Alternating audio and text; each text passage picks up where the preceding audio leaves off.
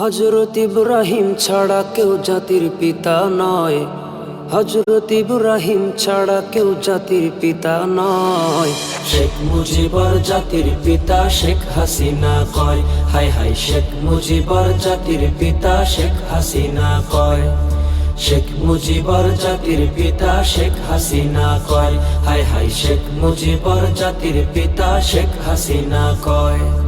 বাবার মূর্তি মোড়ে মোড়ে মোড়ে মোড়ে যাই মুমিনের হৃদয় পুড়ে।